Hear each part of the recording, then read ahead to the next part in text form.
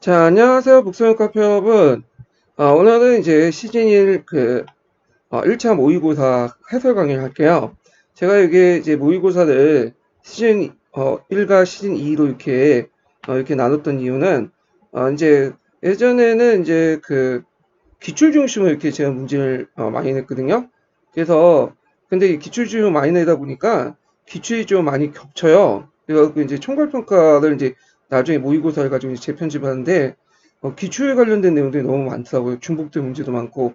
그래서 이거 좀 약간 기출을 예전에 했던 걸 또 뭐냐면 약간 말만 달라가지고 형식만 달려가지고 내느니 이렇게 이제 뭐냐면 예전의 문제를 재편집해갖고 따로 한번 문제를 내는 게 좋을 것 같다라는 생각으로 이 시즌 1 모의고사를 기획을 했어요. 그래서 여기 보시면 알겠지만 이 시즌 1 모의고사는 예전 문제 중에 주로 이제 다는 아니지만 기출 중심으로 이렇게 뽑아가지고 한번 이렇게 냈고요. 그 다음에 이제 10월 달에 시작된 시즌 2 같은 경우에는 새로운 문제를 만들어가지고요. 물론 이제 기출을 한 반 정도 이제 섞이겠지만 그 외에 다양한 유형의 이제 문제를 같이 한번 내보려고 했어요. 그래서 거기에 이제 또 문제를 내면 뒤에 이제 기출문 총괄평가 내년에 만들 때 10점령에 반영을 해서 좀 문제 폭을 확대시킬 필요 있어 갖고 이렇게 계획을 했거든요. 그래서 시즌 1은 이제 총 12회 일주일에 한 번씩 풀고요. 그 다음에 10월 달부터 시작한 시즌 2는 10월 달부터 이제 일주일당 2개씩 해서 14회 이렇게 제공을 드릴 거예요. 그래서 총 이제 문제가 26회 정도 이렇게 제공을 할 거거든요. 그래서 뭐 이거 문제 풀면서 이게 뭐 틀렸다고 해서 너무 자주 하지 마시고요. 예, 자주 이거 보면서 그냥 확인만 좀 하시면 될 것 같아요. 그래서 정리하고 한다는 생각으로 가벼운 마음으로 공부를 해주시는 것도 좋을 것 같아요. 자, 그러면 이제 문제 풀이를 이제 시작할게요. 자, 이 시즌 1 같은 경우에는 제가 별도로 보충 자료를 이제 제공을 하지 않아요. 그리고 이제 예전에 보통 본 모의고사 같은 경우에는 이제 보너스 문제 같은 걸 되게 많이 넣었거든요. 근데 제가 보너스 문제는 시즌 1에서는 안 넣고 시즌 2에서는 넣고 그래요. 왜냐하면 이제 제가 지금 시즌 2 관련된 문제를 많이 만들다 보니까 이거 만들 시간이 없어. 문제를요. 시즌 1은 따로 뭐냐면 보너스 문제를 만들 필요 시간도 없고 그다음에 보충 자료도 이제 만들기가 좀 약간 시간이 부족해요. 그래서 어쩔 수 없이 이렇게 진행을 하니까 좀 기억을 해두시고 강의 내용도 뭐 그렇게 자세하긴 하지 않을 거예요. 제가 이제 기본 강의 시간이나 강독 강의 시간에 매번 했던 내용들은 있으니까 거기에서 자세한 내용 보시고 여기에서는 전반적으로 답을 확인하고 간단하게 뭘 확인해야 봐야 좋을 것인가 그 정도만 하고 넘어갈게요. 자, 그러면 전공의 1번 문제 볼게요. 제가 1번 문제는 항상 이제 교육과정 관련된 부분을 배치시켰어요. 그래서 교육과정은 해마다 이제 2점짜리 문제도 해갖고 매번 나오는데, 최근에 나온 이제 18년 개정, 정확히 말하면 15년, 개정인데 18년 수정, 부분은 여기에도 집어넣지 않고 제 시즌2에서 집어넣었고요. 시즌1에서는 주로, 뭘 집어넣냐면, 예전교육과정 관련된 내용 있죠?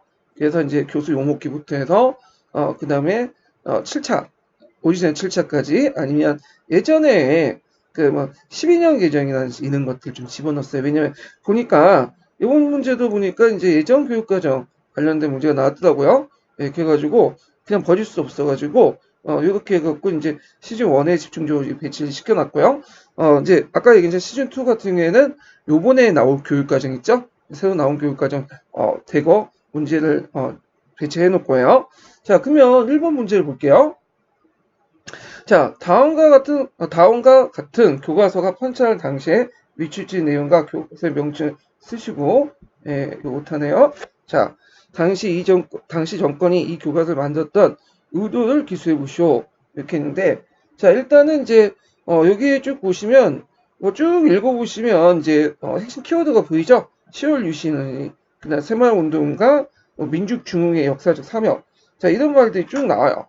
자, 이런 거 보면 이제 유신 정권이다라는 걸 이제 볼 수가 있죠. 제 유신 정권 관련된 건데 유신 정권 하면 이제 교육 과정이 몇 차 교육 과정이죠? 예, 3차 교육 과정이에요. 3차 교육 과정. 그러면 이제 여기에서 그 당시 교과서 명칭 여기 보면 이제 내용을 보면 중심 부분에서 이제 쭉 나오죠. 이 혼란과 시련을 극복하고, 그래서 4.19 혁명에 의해서 5.19 혁명을 겪으면서 새로운 도약의 기틀을 잡혀 발전해 가고 있다 하면서 이제 뭐 새마을운동과 민족 중의 역사적 사명 이런 것들을 단행했다. 그러니까 10월 유신의 이제 명분이 그 당시 국내적 위기에 처해졌으니까 이런 이제 불안감, 이런 국내적 위기를 극복해야 된다. 이런 것들을 하기 위해서 10월 유신을 했고요.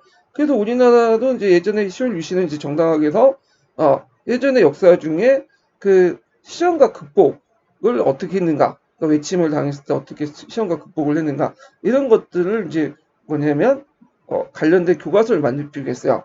그래서 거기에 주요 내용은 뭐 이순신이라든지 강감차라든지 을지문동 같이 외세가 침입해 올 때 어떻게 이들이 이제 영웅적 활동을 통해서 극복을 했는가 이런 것들 주로 이제 서술돼 있고 그 영웅을 이제 뭐냐면 상공화국 때는 박정희를 비정해 놓고 이렇게 한 거죠. 그래서 이 책은 뭐와 관련된 거냐면 시험과 극복이라는 책이고요. 원래 시험과 극복이라는 책은 부교재로 이제 사용됐어요. 예, 독봉 부교재. 근데 그거 이제 얘들이 이제 역사과 같은 거 분도는 갖다 버리잖아요. 그러니까 이제 시험과 극복도 이렇게 독북용 교재를 사용하다 보니까 얘들이 책을 안 읽어. 그래서 결국에는 이제 한국어로 통합이 되고 그 다음에 이제 사체교육까지는 너무 이게 내용이 많으니까 국사상, 국사학 두 권을 이렇게 분리돼 나가죠. 그러면 당시 이제 이가 정권이 이 교과서를 만들었던 의도가 뭘까요? 일단은 있죠. 파란 책에 나와 있지만 체제 유지 수단 그리고 10월 유신의 정당화를 위해서 했다. 그래서 10월 유신 자체가 국내적 위기를 극복하기 위해서 나온 한국형 민주주의 체제 것처럼 이렇게 역사에서 시험과 극복을 통해서 활동했던 영웅들을 제시해주면서 지금의 10월 유신과 서로 이게 매칭을 시키는 거죠. 예. 그래서 이제 자신의 어떤 박정희 정권의 정당성, 유신 정권의 정당성을 보여줬다. 이렇게 이제 보시면 될 것 같아요.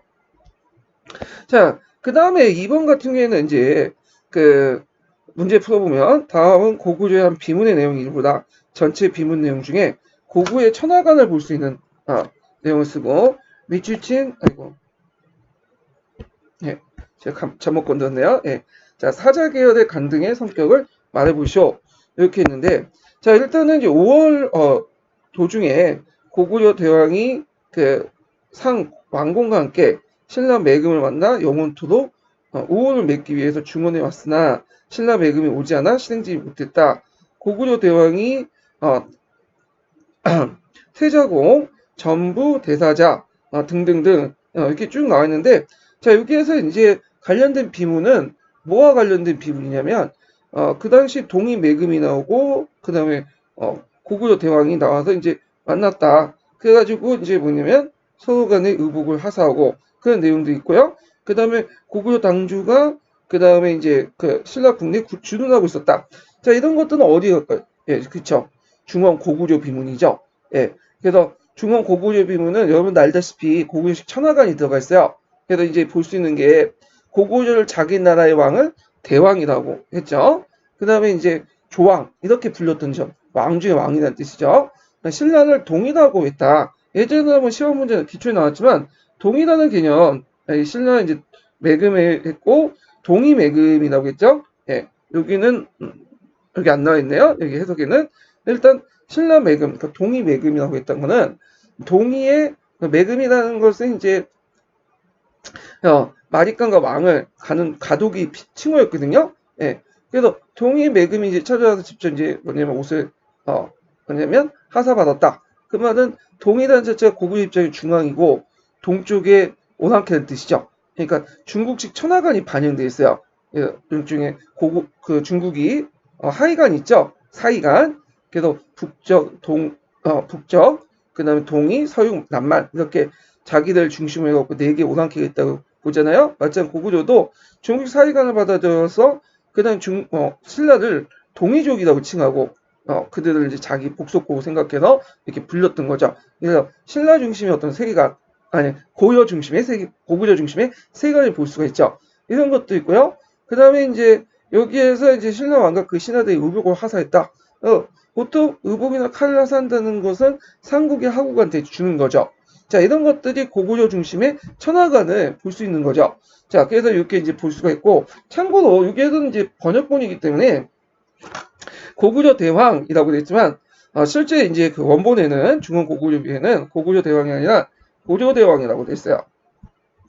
그래서 학자들이 이 고려라는 명칭이 그 당시 이제 장수왕 이후에 쓰여졌다라는 걸 이제 알 수가 있죠. 자, 하여튼 그렇게 있고 그 다음에 이제 고구려 간직제도와 관련된 내용인데 고구려 간직제도는 여러분도 알다시피 형계열과 사자계열 있죠. 형계열은 부족장과 관련된 계열이고 사자계열은 그 밑에 조세를 징수하는 실무적 그 계열을 말하죠. 그래서 여기에는 사자계열 이렇게 이제 물어보니까 전부 대사자. 사자는 뭐냐? 그래서 사자는 원래 조사를 거둬들이는 사람으로 행정적 관리 출신을 얘기한다. 그래서 예전에 이제 기출 예문 중에 사자하고 혐의 차이점을 물어본 게 있죠. 자, 그럼 3번을 이제 볼게요. 3번은 이제 그 이탈리아의 이제 르네상스 시대 때 북부 이탈리아 시대 공화국 관련된 내용이에요. 그래서 그 관련된 내용이 이제 문제 나왔는데 자 다음 가에 들어갈 가문을 쓰고 가 가문이 시정을 장악했던 배경을 쓰시오. 자 르네상스 시대에는 여러 가문 도시 국가들이 있었죠. 그 중에 대표적인 게 필렌체, 밀라노, 그 다음에 베네치아. 그래서 요 도시 국가들의 특징들이 예전에 한번 기출에 언급이 돼 있었고요. 관련된 문제가 나왔죠. 그래서 이제 은행, 무역, 제조업 등을 통해서 얻은 수익을 부유해진 도시들은 시민적 업종을 장악하거나 필렌체의 무슨 가문? 자, 필렌체 여기에 들어간 건 메디친 가문이죠. 자, 밀라노의 스포자 가문들은 통치가들의 명성을 높이기 위해서 아낌없이 돈을 썼다. 어디에 썼을까? 예. 주로 이제 뭐냐면 예술가들에게 썼겠죠. 그래서 예술가들에게 돈을 주고 후원을 해주면서 자기가 원하는 예술 작품을 만들고 그리고 이걸 통해서 자신의 권위를 올리려고 했죠. 자, 그래서 이제 필렌체 하면 메디치가죠. 그 필렌체는 겉으로는 공화국이야. 실제는 메디치가 지배하는 왕정 형태라고 보시면 돼요. 지금 북한처럼요. 자, 그러면 이제 필렌체가는 원래는 이제 유명한 금융 가문이었죠, 유럽에. 근데 이들이 왜 이제 집권을 했냐? 그 당시 치오피의 난이 있었어요. 그래서 이제 베네치아, 필렌체에 치오피가 나뉘니까 모직물 그 만든 직공들이 들고 일어난 거죠. 그래서 이들이 이제 도시 귀족들이 차지하고 있는 참사에 지원해서 그 당시 이제 자신도 시정에 한번 참여하려고 했죠. 그러니까 이제 이 하층민들 시민의 어떤 지출과 이거에 대해서 이제 사회계층의 대립 이런 것들 중상층의 어떤 불안감을 줘서 이들이 이제 뭐냐면 정치 안정과 경제 번영을 유지하기 때문에 강력한 지배가 필요했기 때문에 그 다음에 메디치인가가 이제 뭐냐면 집권을 하겠다. 그래서 치오피 난을 계기로 해서 하층민 봉기 이런 것들이 주요 배경이 됐고 그에 따른 중상층 불안감 이렇게 이제 쓰시면 되겠죠. 자, 그 다음 4번을 보면 다음 이출신 외교장각에 보관된 위계가 무엇인지 쓰고 그 다음에 이제 그 프랑스가 병인령에 일으킨 실정 이유를 쓰시오. 그래서 2011년, 그러니까 지금부터 한 8년 전 얘기죠. 그래서 프랑스 국립도서관에 처박혀 있었던 그 당시 외교장각 도서가 들어오게 돼요. 그래서 이제 이때 외교장각 도서는 어떤 것이냐? 프랑스가 병인령을 이제 일으키고 우리나라를 이제 공격할 때 그 당시 강화 읍성에 외교장각이 있어요. 규장각은 두 개로 나눠 있어요. 요번에 시험 문제에 나온 내규장각과 그 다음에 외교장각이 있어요. 그래서 내규장각은 어디에 있죠? 그렇죠. 서울에 있죠. 서울에 이제 창덕궁이 있고요. 그 다음에 외교장각은 이제 어디에 있죠? 강화 읍성에 있어요.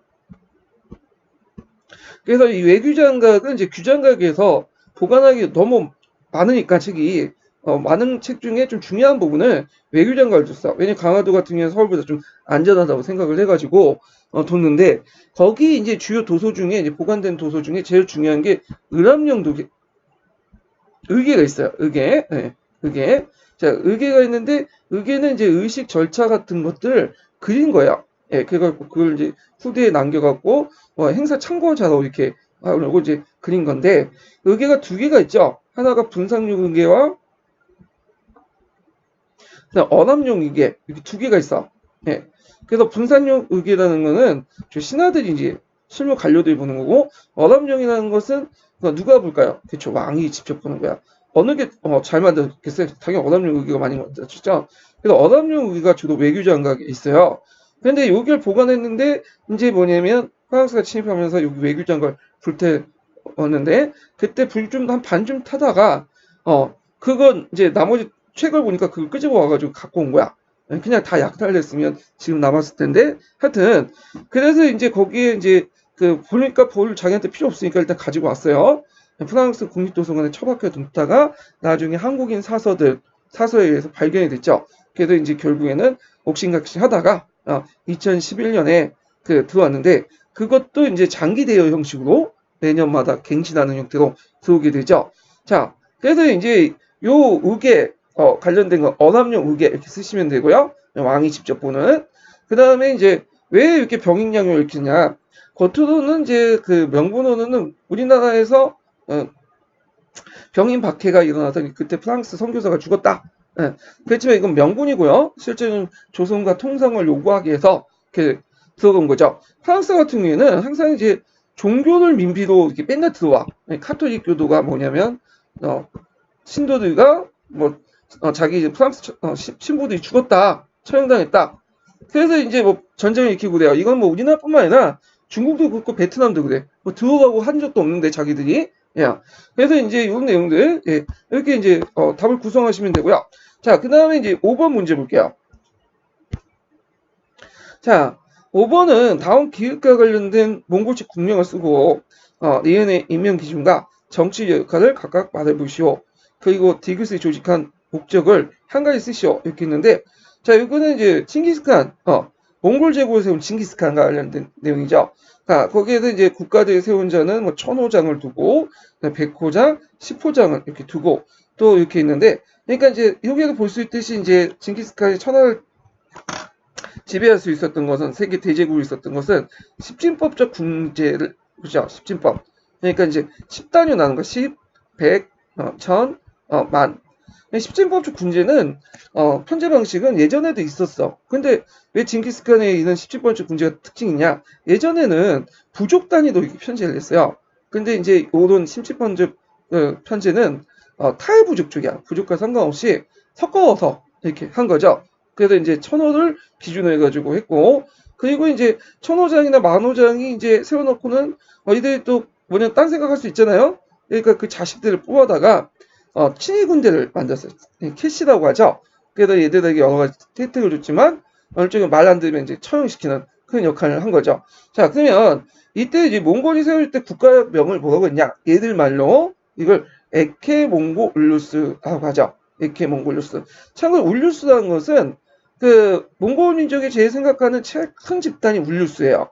그래서 되게 부족 단위 또 민족 단위 집단을 울루스라고 이제 하는데 그래서 에케몽고 울루스라는 국가를 사용했고요.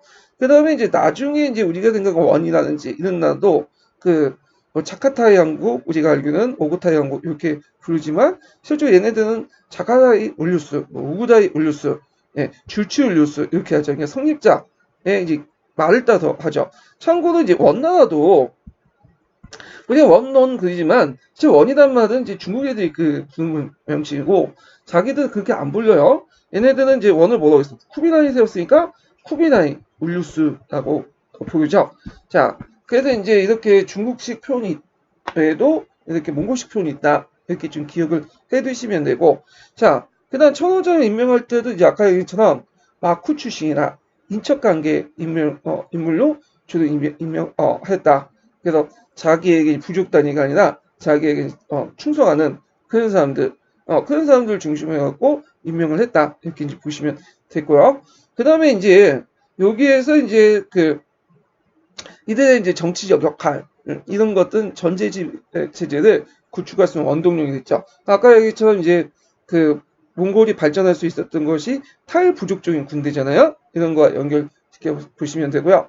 그 다음에 친위대에다 해서 이제 캐시인데 친위대의 정치적 목적은 일단 인질적 성격이 강해요. 그런데 이제 이들을 이제 통해서 천호장 이하의 수종들을 견제할 수 있고, 그 다음에 이제 이들에게 이제 친위병에게 인질 성격이 있지만 고조 초기 기인 제도처럼 나름대로 이제 그냥 여러 가지 지위나 이런 것들을 주고 여러 가지 또 특권도 주죠. 그래서 그들에게 특별한 지위와 의무를 부여함으로써 징기스칸에게 충성을 맹세할 수 있도록 만들었다. 그래서 징기스칸이 이렇게 활발한 거대한 제국을 이제 유지했었던 이유는 일단 첫 번째는 탈부족적인 그런 그 천호제 이런 부대고, 그 다음에 두 번째로는 그들의 친위군대인 그 캐시, 이렇게 이제 볼 수가 있겠죠. 자, 6번을 볼게요. 자, 6번은 비스마르크의 통일 과정과 관련된 내용이에요. 자, 그 보면 다음은 독일의 통일 과정을 나타낸 도표이다. 기획을 배경으로 해서 한 주인의 서술해보고 니은의 정진 이후에 소위센이 독일 정치 재편 사역과 관련되어 조치를 두 가지 제시해 보시오. 자, 뭐 보이시아 샤프트 운동이 있고, 그다음 간세 동맹, 프랑크푸르트 국민회의. 프랑크푸르트 국민회의는 그 자체가 중요하죠. 이건 나중에 이제 다른 문제에서 한번 살펴보기도 하고. 자, 그다음 기획에 보면 오스트리아 동맹을 하여 덴마크와 슐레슈비 홀스타인을 점령하고요. 그래서 이제 덴마크가 이제 독일 민이 거주하고 있는 슐레슈비 홀스타인 있었는데, 거기를 오스트리아 연맹에서 그 당시 나눠갔죠. 근데 오스트리아 간할걸 문제 둘러싸고 오스트리아 싸운 게 그 프로이센 오스트리아 전쟁이 이제 7주 만에 끝났죠. 그 다음에 가사건을 통해서 보불 전쟁이 일어났죠. 자, 그러면 여기에서 이제 기획, 오스트리아 동맹을 통해서 덴마크와 슐레슈비 홀스타인을 점령한 배경은 뭐냐?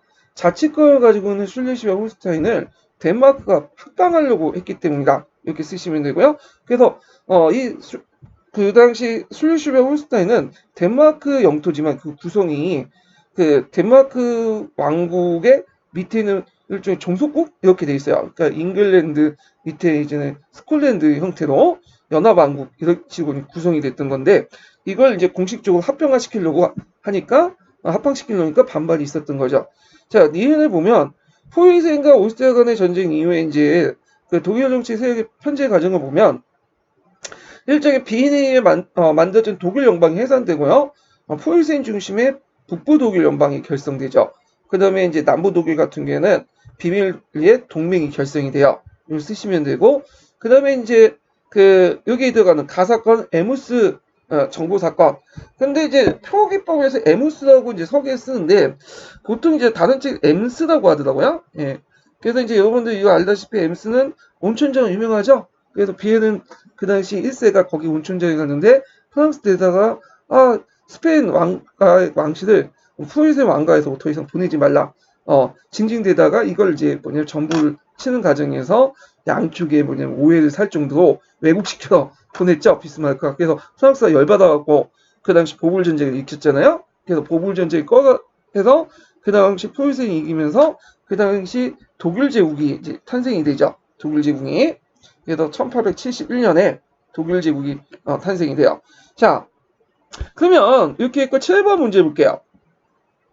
자, 여기서 다음 사료를 보고 학생의 가와 다 활동을 보였다.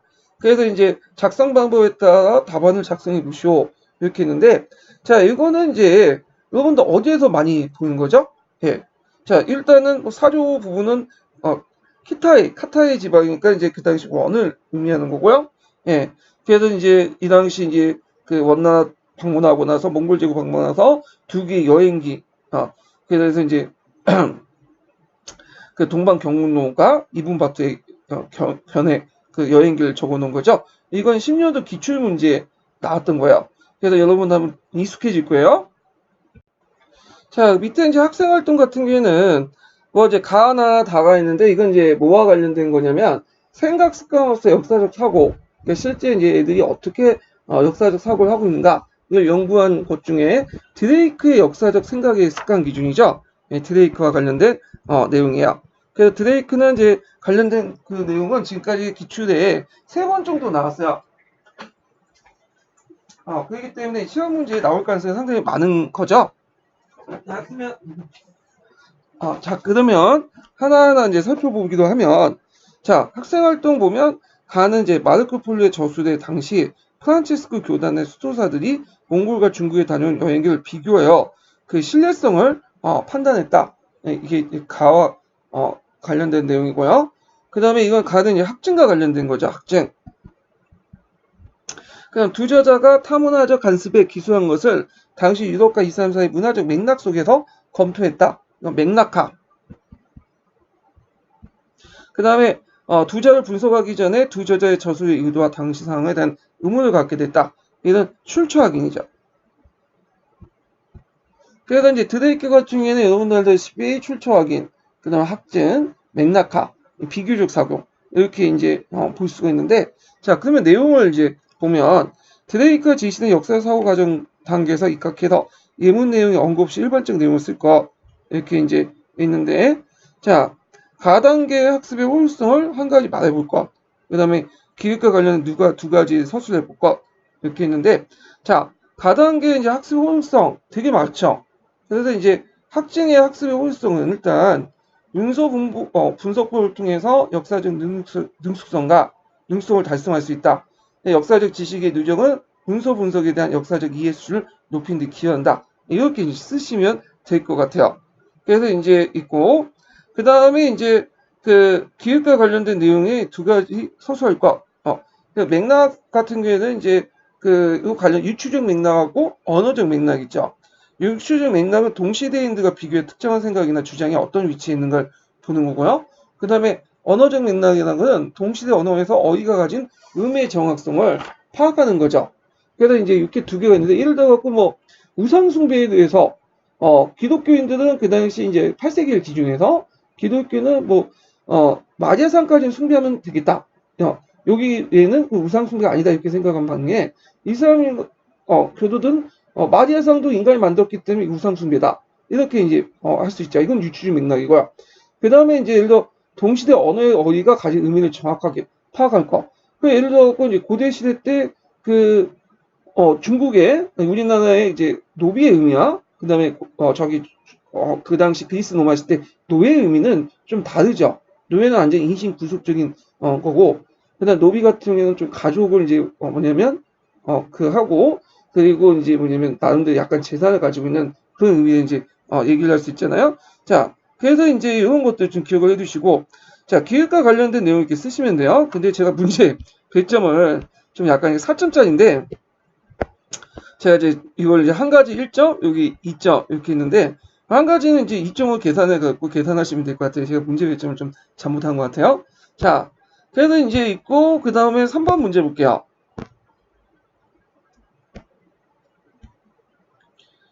자, 8번을 보면 자조 A는 기획의 성정에 반응한 합해와 그 다음에 니은의 상정 중에 강형상정의 종류 한 가지 각각 써보시오. 그리고 합해 변형에 대한 임충과 의지천의 자조 입장을 자조 B의 대화를 참조하여 각각 말해보시오. 자, 자조 A는 목종 5년 7월에 왕이 명령을 받았다. 성종이 옛 법제에 따라 조서를 내려 돈을 만들겠다. 이거 예전에 기출에 나왔던 거죠. 이거 뭐일까요? 그쵸. 우리나라 최초의 화폐였던 권원종부죠. 철전이죠, 이거는요. 네, 물론 동전도 있지만 철전 화폐요. 자, 그래서 그날 송나라 연호인 권원에 만들어졌다 해서 권원중부라고 하는데, 그 당시 이제 성형 같은 게 중국의 제도를 이제 받아들이려고 했죠. 그 중에 중국의 송나라 화폐 제도를 적극적으로 받아들여서 국가의 화폐를 통해서 물건을 통제하려고 했어. 그리고 이제 고조 시대는 좀 특징이 간영상정이 있었다는 거예요. 국가가 적극적으로 이제 뭐냐면 중상 정책을 펼쳐요. 이거는 그 조선시가 좀 다르죠. 그래서 상업에 대해서 적극적으로 이제 그 중요시 여기고, 그리고 국가가 거기에 또 개입을 해갖고 이득을 챙기려고 해. 그러니까 이건 조선시대와 좀 다른 인식이에요. 그거는 이제 왕건이 상인 출신이기 때문에 그런 건데, 그래갖고 이제 예전에도 이거 시험 문제 나왔지만 각종 상점은 복두전, 서전점, 능라점, 염점, 복두전 머리, 예, 모자와 관련된 거고, 서적은 이제 책, 능라는 이제 비단의 일종이죠. 염전 이런 것들 이제 했죠. 자, 근데 이제 여기에서 화폐 도입에 대해서 이제 임춘과 의천의 입장이 좀 있는데, 이건 뒤에 후대 사람들의 입장이에요. 임천은 상당히 반대적이죠. 화폐 도입에 대해서 돈은 인간사의 탐욕과 이기심을 가져오고 이로 인해서 성량한 백성들의 피해를 볼 뿐이다. 의천 같은 경우에는 돈을 민간에 퍼뜨리면 골고루 도달하며 영혼이 막힘이 없다. 긍정적이죠. 그래서 여기에서는 의천의 입장은 화폐 정책을 통해서 경제 발전과 부의 균등한 분배를 이룰 수 있다. 그 임춘의 입장은 화폐 경제 발전은 일부 권세와 부자들의 재산 축제에 기여할 뿐 별로 소용없다. 여기서 제가 비상교과서에 있는 내용들 이제 적어놨는데, 후세에도 그와 관련된 또 입장이 있어요. 그래서 의천과 관련된 내용인데, 이건 나중에 제가 이제 문제 만들어서 한번 또 같이 풀어보기도 하고요. 자, 9번을 이제 볼게요. 9번은 어디서 많이 본 거죠? 예. 이거 이제 예전에 기출에 나왔던 예문이죠. 그래서 이제 그 기출 예문을 가지고 제가 이제 그 문제를 한번 만들어봤는데요. 자, 여기 A, B, C는 중세시대 원거리 무역의 중심이다. 100년 전 때 B 지역에서 잉글랜드가 이 지역의 분쟁에 개입한 경제적 이유를 두 가지 써보시오. 그리고 이제 A 지역의 대표적인 도시명을 써보고 C 지역의 상권이 쇠퇴하기는 정치적 배경을 쓰시오. 이거 팔자가 잘못 적었네. 예. 자, 이렇게 있는데 일단은 A, B, C가 어딘지 좀 포피가 있겠죠. 그래서 이제 일단은 A는 이제 여기가 한자동이 있는 도시고요.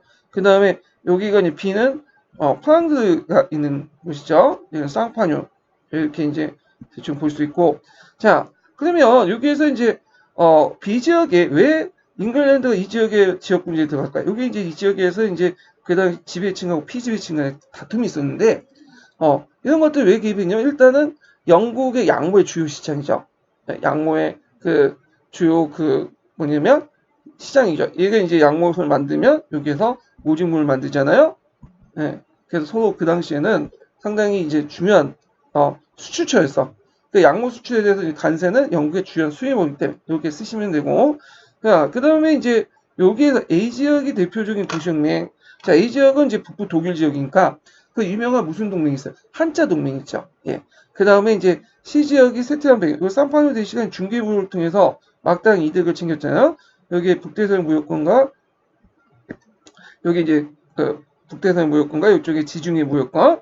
자, 여기 연결하는데 중요한 역할을 했는데 뭐 여러 가지 있겠지만 상파뉴 백력이 왕녀 편입돼서 그 다음에 고액의 세금을 부과했고 또 백년 전쟁이 심화렸고 그 외에도 주요 이제 곳곳에 쌍파뉴 대시와 비슷한 여러 장치들이 만들어져요. 그러니까 이제 경쟁자가 생기니까 쇠퇴할 수밖에 없죠.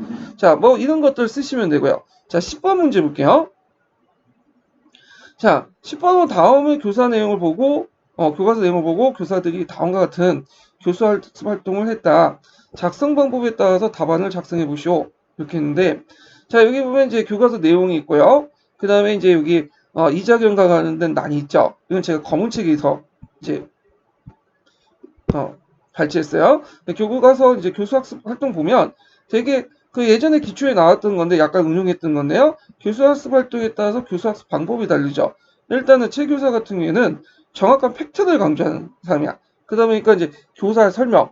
그럼 교사의 설명은 어떻게 있을까요? 거기에 보면 비교하거나 유추하거나 연상하는 그런 방법을 사용하고요. 그 다음에 이제 박 교사 같은 경우에는 이자견난과 모청견난 주요 사건을 보는 인과관계. 인과관계는 이제 제일 사료 분석 같은 걸 통해서 하는 거죠. 그래서 이제 여기에서 이렇게 있고 그러다 보니까 이제 가에 들어갈 거는 사료학습, 탐구학습 이렇게 물론 체계적인 강의식 수업도 있어요. 그렇지만 제가 여기 강의식 수업체 이런 것들을 해놨고요. 자, 그다음에 나에 들어갈 것은 교수학습 방법의 제작학습과 관련되어 학습 방법을 쓰시오. 나는 이제 이렇게 보면 감정이입, 추체험, 감정이입과 추체험의 제작학습 직접 만들어보는 거. 그럼 역사신문 만들기나 역사 모형 만들기 이런 것도 있고 그 다음에 여기에서 이제 추체험과 감정이입의 차이점 이렇게 보는데 제가 감정이입적 이해라고 했는데 검은 책은 감정이입적 이해라고 적혀있어요. 보통 근데 파란 책이나 그런 책에는 감정이입이라고 하죠. 그럼 추체험과 감정이 무슨 차이점이 있냐? 이거 예전에 기출에 나왔던 거죠.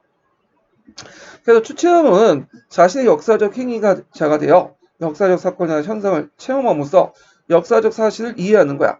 자, 예를 들어 우리가 이제 역할극 같은 거 직접 해보면서 몸으로 한번 겪어보면서 역사적 행위자의 어떤 생각을 느끼는 거죠. 근데 감정이입적 이해는 자료를 수집해가지고 그걸 뭐냐 바탕으로 일종의 머릿속으로 내피셜하는 거죠. 그래서 과거 행위자 입장에서 역사적 사실을 생각해보면서 역사에서 이해하는 거야. 그러니까 머릿속으로는 이해하는 거야. 머릿속으로. 근데 이제 주의할 것은 추체험과 감정이입적 이해가 이게 이제 개념적으로 분리한 거지 실제로 같이 해요. 먼저 이제 추체험하려면 먼저 머릿속에 생각을 해야 될 거냐. 감정이입을 한 다음에 그 다음에 그걸 이제 제작학습을 통해서 역학을 통해서 표현하는 방법이죠. 그래서 이런 것들 이제 좀 기억을 해두시고요. 자, 그 다음에 4번 문제 볼게요. 아이고. 자, 가마는 역사교육의 전개도다. 각 단계별로 이제 예시별 자료가 있다. 가에는 지식 이해, 목표 설정할 때 그 예시 자료 학습 목표를 수정해 보시오. 요 나의 그 선정의 기준의 의미를 한 두 줄 쓰시고 그 다음에 이제 다의 내용 조직 문제점을 두 가지 서술해 보고 나의 예시에 통해 개념을 가지고 있는 특징을 한 줄에 쓰시오.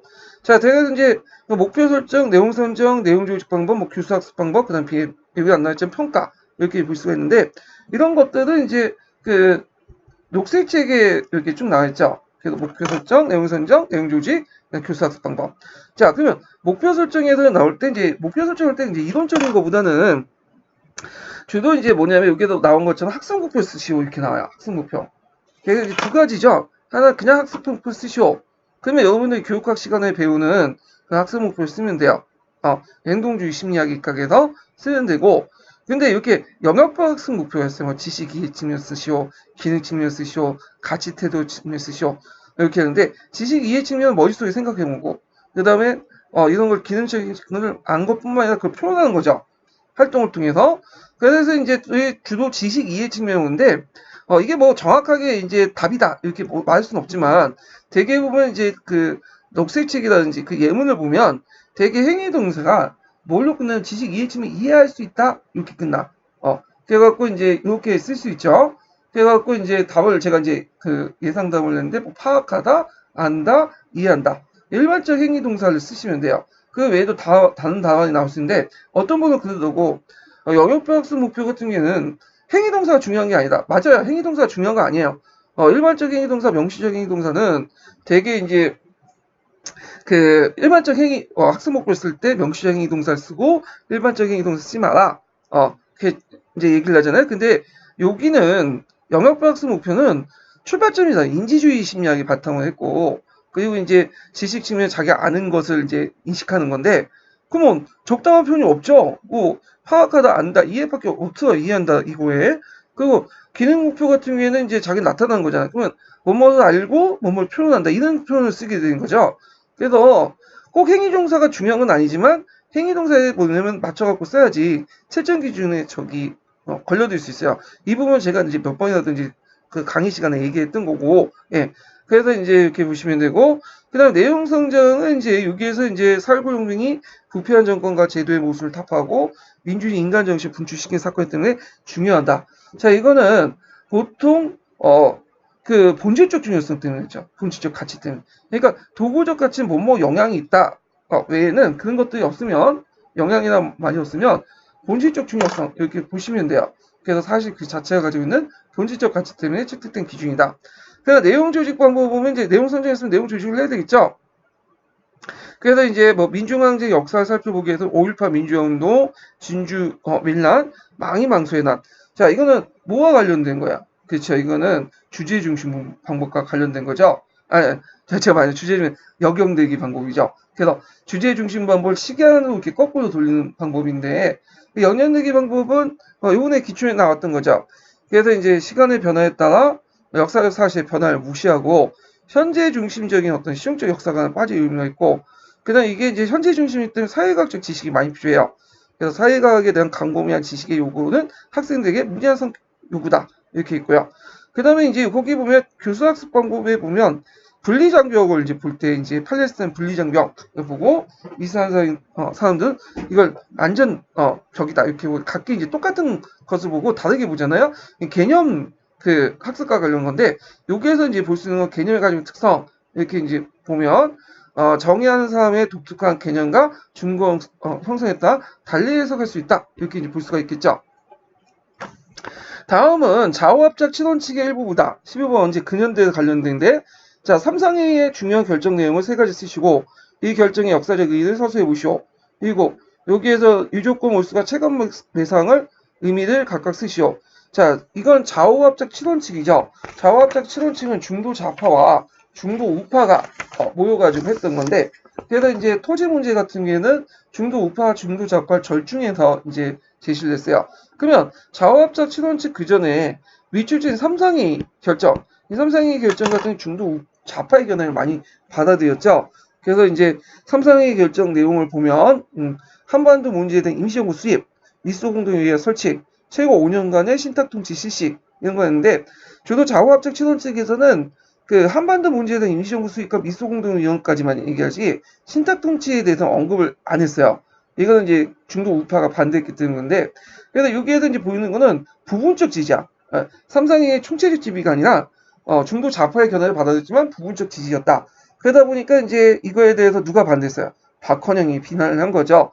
총체적 지지를 안 했다. 그러면서 이제 극자 세력이었던 조선 공산당 세력이었던 박헌영이 비판을 했고, 자, 그다음에 여기에서 이제 이 결정 역사적 의의, 그러니까 삼상의 역사 결정 의의는 한반도 독립에 대해 카이도선을 원칙을 중시하면서 국가 건설의 구체적 방안을 마련했다. 예, 예전에 뭐 카이도 선언이라든지 알타 회담이라든지 그다음 포츠담 회담 같은 대해서 한반도 문제를 논의했지만 요때 논의는 그냥 상징적 차원이었고 비공식적 얘기였어요. 구체적인 어떤 방안 같은 걸 마련하지 못했는데 요때 이제 삼상회에서 이거는 한반도 문제와 관련된 것이에요. 전문 회담을 통해서 외상, 미국, 영국, 그다음 소련 외상들이 모여가지고 결정해서 구체적 안이 만들어졌다. 이렇게 볼 수가 있겠죠. 그 다음에 이제 거기 토지개혁과 관련돼서 이거는 중도 우파, 중도 좌파의 의견을 절충했다고 했죠. 그래서 이제 그 중도 좌파 같은 경우에는 우상몰수, 우상분배. 근데 우파는 유상몰수, 유상분배. 이걸 절절히 뭐냐면 절충했어. 그래서 몰수할 때는 유조건 몰수 체감 매성하자. 일단은 그 몰수는 몰수인데 일단 유상 매수긴 하는데 유조건 몰수와 체감 매수이라는 형태로 하자. 자, 유조건 몰수는 일정한 조건으로 토지를 매입을 하는 거고요. 그 다음에 체감 매수 같은 경우에는 대지주의 토지보다는 소지주의 토지에 대해서 할인에 비해 낮게 매입한다. 그러니까 대주주의 토지는 싸게 좀 매입을 하고 소지주의 토지는 좀 비싸게 매입을 한다. 근데 이제 분배를 할 때는 무상 분배를 하는 거죠. 그럼 여기에서 이제 문제점이 생기는 거죠. 뭐냐면 돈을 주고 이제 뭐냐면 몰수를 하는데 이걸 무상으로 분배를 해요. 그러면 그 몰수 비용은 누가 되는 거야? 그 농민이 안 되니까 정부가 되겠죠. 근데 정부가 되니까 이거 그다음에 정부 돈이 있어요? 돈이 없죠. 돈이 없는데 그걸 하냐? 실효성이 전혀 없다. 그래서 뭐 이승만이라든지 뭐 한민당이라든지 심지어 박헌영도 이제 비난을 하죠. 이런 측면에서 물론 박헌영도 이제 박헌영 재정적 측면뿐만 아니라 무상몰수, 무상분배 자체를 또 비난을 받아들여야 되는데 그걸 또 안 받아들이기 때문에 비난을 하는 거고. 자, 뭐 이런 식으로 이제 유조건 몰수와 체감 배상의 의미 좀 외워두시고 그 당시 이제 자화적 신원증은 시험 문제 많이 나오는 부분이니까 좀 공부를 좀 정확히 해둘 필요가 있어요. 자, 그러면 전공 B도 넘어가죠.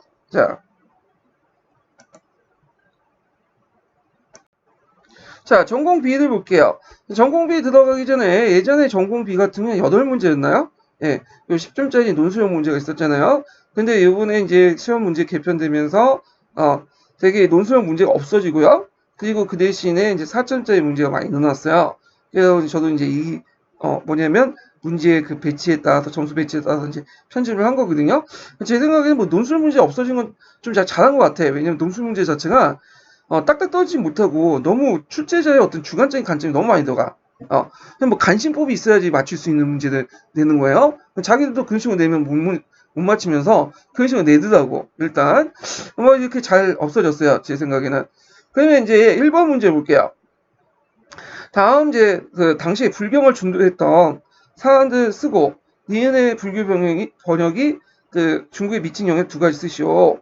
자, 승려 현장은 성은 진이고 뭐 낙조 언사 사람이다. 대원 말년에 출가하여 널리 경론을 그 통달하였다. 예로부터 전해오는 불경 이렇게인데 예로부터 들어온 것은 불경은 뭐라고 하냐면 이게 또 갑자기 설정이 튀어나오네요.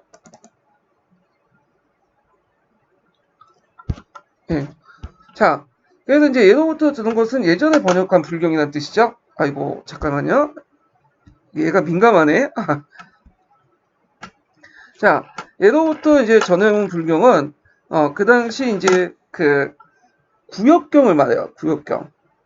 되게 이제 역경은 그 범어들, 산스크리트어를 이제 한자로 번역하는 작업이잖아요. 그래서 세 번에 거쳐서 했는데 일단은 뭐 고역경, 그다음 구역경, 신역경 이렇게 하죠. 고역경은 후한 시대 때 이제 했던 거고, 구역경은 구마다스비 했던 거고, 신역경은 이제 당나라 때 현장에 했던 거죠. 그러니까 현장 전이니까 그 전에 구마스과 관련된 구역경이에요. 예.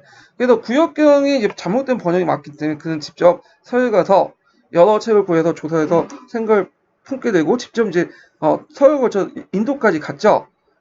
그래서 이제 뭐냐면 불경을 이제 다시 번역을 하죠. 그래서 이제 이렇게 했는데 그러면 이게 불경 번역이 그 당시 어떤 영향을 주냐? 이거는 뭐 그 신역경 외에도 구역경 다 포함되는 거예요. 그래서 이제 산스크리트를 불경을 번역한 것이 어떤 영향을 주냐? 일단은 수만 자에 달하는 새로운 글자와 어휘를 창조하게 됨으로써 중국어의 어휘와 내용이 불교를 통해 보다 다양해지고 풍부해졌고요. 불교 사상이 점차 중국의 정통 문화 속에 새로운 문화 요소로 발전하게 됐다. 이렇게 쓰시면 돼요. 자, 그래서 특히 이제 뭐 중국어 어휘들 중에 이것이 이제 뭐 그 불경과 관련된 내용이 많아요. 그래서 짐승이란 말, 찰나, 순간 이런 뜻 있죠? 이판사판 이런 거 다 불교에서 나온 거예요. 뭐 천국, 지옥 우리가 지금 쓰고 있는 거. 자, 그 다음에 2번을 이제 보면 다음 가의 명칭을 쓰고 가에 관련된 당시의 문학 장르를 두 가지 쓰시오. 우리가 이제 알다시피 벚꽃 같은 경우는 일본의 국화죠. 근데 중국 같은 경우에는 매화를 강조해요. 근데 예전에는 일본은 매화를 강조했는데 이 시기 때 들어와서 벚꽃을 강조해. 자, 그러면 이 시기 때가 언제냐? 후지라가 통치했던 시기죠.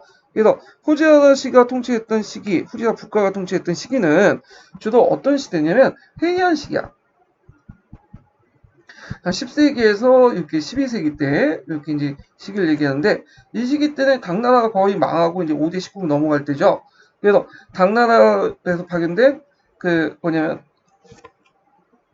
그 당시 이제 당나라 이제 파견된 경당사를 더 이상 파견되지 않아요. 그래서 예전까지는 당나라의 어떤 성당 문화에 영향을 받았는데 이때부터 당나라 교류가 끊어지면서 당나라 기존의 당나라 문화에 일본의 고유의 문화가 결합되죠. 그러면서 나타난 것이 국풍 문화예요. 요때 풍자는 바람 풍자는 문화라는 뜻이죠. 당풍 할 때 중국의 문화 뜻이 국풍이라는 건 일본 고유의 문화 이렇게 이제 볼 수가 있어요. 그래서 이제 여기에서 이제 국풍 문화가 이제 대표적인 게 그 마녀소나 이런 것들 이제 매화가 되게 많았는데 뒤에 이제 후대 해안시 들어오면서 고키와 카슈에서는 매화보다 벚꽃이 많았다. 그래서 이런 변화는 이제 국풍 문화와 관련돼서 쓰시면 돼요. 예전에 기출문제 나왔던 거죠. 자, 그럼 국풍 문화의 문학적 장르, 와카나, 단가 형태인 또 장가, 장평 서사시인 이제 장평 그 소설인 모노가타리 이런 것들이 있었다. 이렇게 이제 보시면 되고요. 자, 그 다음에 3번을 이제 볼게요. 3번은 김교사가 다음과 같은 수업 계획에 따라서 인물학습을 진행하려고 한다. 작성 방법에 따라서 답안을 작성하시오. 그래서 여기 보면 이제 1자시 보면 여기 보면 이제 성향과 사항 이런 것도 있고 그다음 수단 뭐 이런 것도 있죠. 목적, 상황, 수단. 그래서 이제 이렇게인데 이건 합리적 그 선택 이건 이제 관련된 드레이 합리적 설명 이동이죠. 자, 이런 것들을 이제 쭉 보시고요. 요거는 제가 노란 책에서 이제 냈어요. 자, 이런 수업 과정의 그 뭐냐면 그 인문학습 방법의 명칭. 그러니까 인문학습 방법의 명칭이니까 이제 드레이 합리적 설명 이동이죠. 인문학습은 세 가지가 있다고 했죠. 그 중에 제일 많이 쓰이는 것이 행위결정 분석 모형이에요. 그래서 행위결정 분석 모형은 드레이 합리적 설명 이동을 모델로 한 거야. 인문학습의 명칭을 쓰니까 드레이 합리적 설명 이동보다는 그 다음에 녹색책에 있는 행위결정 분석 모형 이걸 쓰시면 돼요. 자, 그 다음에 이제 이걸 할 때 이제 지도할 이유 이런 것들이 녹색책의 내용을 참고해서 문제를 만들어봤는데요. 자, 일단 교사는 자신의 성경을 통해서 학생들의 학습할 인물의 행위를 유추할 수 있도록 지도한다. 그래서 왜 이렇게 성경을 통해서 얘들의 이제 뭐냐면 그 지도를 해야 되냐? 행위가 과거에 일어난 것이기 때문에 행위의 복잡성, 의도성, 은폐성 때문에 이걸 제대로 이해할 수 없다. 왜? 얘들 자체가 이제 삶의 경험이 적죠. 별로 없고 그러다 보니까 어른들의 어떤 행위를 제대로 이해를 못해. 그래서 그걸 좀 연결시킨 것을 얘들의 성경험을 통해서 한 거야. 그래서 역사책에 보면 좀 시민 있는 권력자들에게 그 밑에 있는 사람이 이게 자기가 시민 있는 권력자들 많이 옳지 않다고도 찍소리 못하죠. 그거 어떻게 설명해? 봐, 너네들 와서 뭐 일진들에게 찍소리 못한 거 똑같다. 자기들의 경험을 좀 한계시켜 주는 거지. 이런 식으로 이제 하고요. 그 다음에 이제 여기에서 보면 니은을 고려할 때 세 가지 요소시죠. 행위 결정에 영향을 미칠 수 있는 모든 요소. 그래서 이제 요소는 개인의 성향과 의지, 그 다음에 행위자에 대한 상황에 대한 인식, 행위 결정에 대한 예측할 수 있는 조건과 상황, 의도, 동기. 그러니까 전반적으로 이제 성향과 의지도 동시에 해야 되고, 그 다음에 의도, 동기뿐만 아니라 객관적인 조건과 상황도 같이 인식해야 된다. 그러니까 객관적인 조건과 상황, 그 다음에 주관적 의도, 동기, 그 다음에 어떤 성향 이런 것도 동시에 해야 된다. 이런 것들이 행위 결정 운송 공역에 있고요. 그 다음에 이제 인물 학습 방법을 학습에 도입할 때 유효한 점을 한 가지 쓰시오. 자, 이거는 특정한 역사적 상황 속의 인물의 행위에 하기 위한 구조혈점들을 생각해보는 과정에서 시대 배경을 이해하고 행위의 의도, 전개 과정, 결과 등을 탐구한 능력을 배양하며 역사 속의 인간 행위의 역할을 이해하는 데 유용한 방법이다. 그러니까 인물의 어떤 옳고 그름보다는 그 상황에 어떤 것이 왜 그런 행위되는지 목적 상황을 따라 추론하고요. 그것이 어떤 결과를 초래했는지 그 역사적 맥락을 통해서 의미를 갖는지 평가하는 방법이다. 네, 이렇게 이제 기억을 해두시면 될 것 같아요. 그 인물 학습 활동 중에 세 가지 그 내용 중에 행위 결정 분석 모형이 상당히 중요한 거니까 기억을 해두시면 될 것 같아요. 자, 그 다음에 이제 4번 문제 보죠. 4번 문제는 고대 그리스 관련된 부분인데, 자, 다음 가의 전술 형태의 명칭을 쓰고 가의 전술 형태에 등장한 경제적 배경과 정치 결과를 각각 쓰시오. 그리고 예, 그리고 아테네의 주력이 가에서 나로 이동한 후에 일어난 정치 형상을 설명해 보시오. 자, 여기에서 가는 이제 뭐냐면 밀집 대형이죠. 팔랑크스라는 중장 보병들이 여러분들 이제 알다시피 대열을 맞춰가지고 그래서 이제 그 정사각 형태로 했다가 긴 창을 가지고 이제 날아오는 거죠. 그래서 기마가 이렇게 달려오면 긴 창에 죽죠. 장창에. 자, 그래서 이제 예전엔 기병이었는데 요게 이제 밀집 대형 형태, 중장 보병 형태로 등장하게 돼요. 그래서 이때 이제 중장 보병 형태 등장한 것이 BC 6세기인데 이 당시 지중해 문을 통해 상품화폐 경제가 발달했고 부유한 평민층이 대두되면서 이들이 밀집 대형 형태로 이제 무장이 됐죠. 그러면 정치적 결과가 뭐냐? 정치적 반응권이 증대된 거죠. 그래서 도시와 농촌의 중상층 이상의 유선 시민들이 중장 보병에 참여했기 때문에 나도 정치를 달라. 정치 권리 달라. 요구하게 되고 결국에는 민주정치로 나가게 되잖아요. 그래서 서양 같은 경우에는 피를 흘린 만큼 정치적 권리를 줘야 돼요. 이게 하나의 법칙이야. 자, 그러면 여기에서 있다가 가에서 나로 이렇게 넘어가는 거는 언제 때요? 페르시아 전쟁 때죠. 제가 이제 페르시아 전쟁은 이제 세 번에 걸쳐서 일어났는데 그중에 2차까지는 육군 중심이었어요. 아테네도. 아테네 평원에서 이제 했잖아. 근데 이제 3차 때 2차에서 3차 넘어가면서 발굴된 은강을 개발해서 대규모 함대를 구성하죠. 그래서 군대가 해군 중심으로 바뀌어요. 그래서 이제 그 해군의 제일 중요한 게 수군들이죠. 노를 젓는 사람. 그래서 이 노를 젓는 사람이 하층민들이야. 그래서 이제 이들이 이제 3단 노선을 통해서 여기 보면 여기 3단 노선이 있죠. 예. 그래서 위에 처음에 있는 사람은 앉아 있고 좀 두 번째 사람은 좀 이렇게 걸터 있고 세 번째 완전히 일어나서 이렇게 이제 노를 지면서 속도를 높이는 방법이에요. 예. 자, 그래서 이들이 살라미스 해전에서 큰 뭐냐면 공을 했죠. 아까 똑같은 법칙이 적용되죠. 피를 흘렸으니까 정치적 권리를 줘야 되겠죠. 이들에게. 자, 그래서 이제 이들에게 정치적 권리를 주기 위해서 페르디카스 때 뭐 수당제나 추천제 이런 걸 빈민들이 정치 참여하겠다.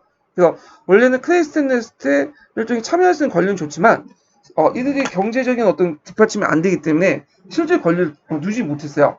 그래서 이렇게 이제 수당제나 추천제를 통해서 이렇게 실질적으로 자신의 권리를 누릴 수 있도록 했다. 이렇게 좀 기억을 해두시면 되겠죠. 자, 그 다음 5번은 이제 뭐와 관련된 거예요? 조선 후기 때 강상경화가 관련된 거예요. 그래서 이게 이제 11년 기출문제 나왔던 건데 이걸 제가 은용해갖고 나왔어요. 문제를 냈어요. 그래서 이제 여기에서 이제 그 관련된 내용은 5번에 이제 그 예문은 거기 그 뒤에 한문 해석 부분이 있으니까 참조를 해두시고요. 자, 다음 사료가 쓰여질 당시에 강상경의 주체를 각각 쓰고 설정 수세제를 처음 실시할 때 민간 자본 수용했던 이유를 두 가지 쓰시오.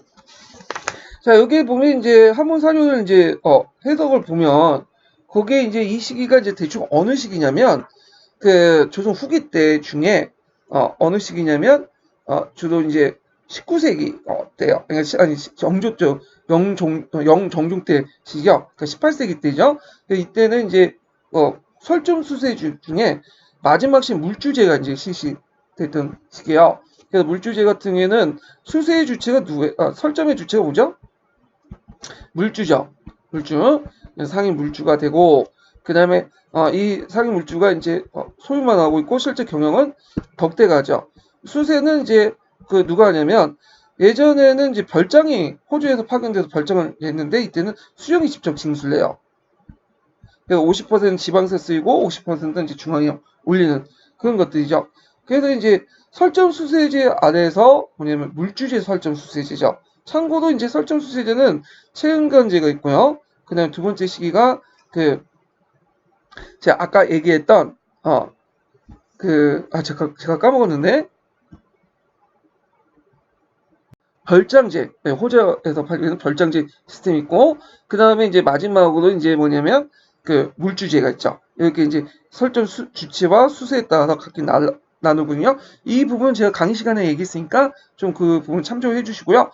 자, 그러면 여기에서 이제 설정 수세가 처음 실시했던 게 체은간제죠. 호종 때 얘기인데 민간자본을 왜 수용하려고 했냐? 조선전기 때 이제 보통 강사는 그러니까 금이나 은 이런 철강성을 펼때 민간인들 동원했어. 요역으로. 그러니까 이 요역 저항이 너무 심했던 거야. 그래갖고 이제 이걸 뭐냐면, 그걸 메꾸기 위해서 저항을 좀 피하기 위해서, 돈도 부족하니까, 그 당시 이제, 상인 자본들, 민간 자본을 수용을 하려고 했죠. 근데 정부의 뜻대로 안 됐어요. 왜냐면 아직까지 민간 자본이 17세기 때까지는 성장하지 못했거든요. 예, 이런 것들을 좀 기억을 해주시고, 그 이유는 양난위의 재정 부족, 세역에 시달렸던 농민들이 강성에 동원할 수 없었기 때문에 이렇게 했다. 자, 이렇게 이제 보시면 돼요. 자, 6번을 볼게요. 다음은 가사조와 관련된 항해운동의 명칭을 쓰시오. 그리고 기획과 관련된 협정을 두 개를 말해보시오. 그리고 강원동의 의의를 서술해보고 강원동 이전에 나선언에서 공산당이 제안한 항일 방안이 무엇인지 기술해보시오. 이렇게 있는데 자, 가는 이제 뭐와 관련된 건 12구 운동이에요. 12구 운동.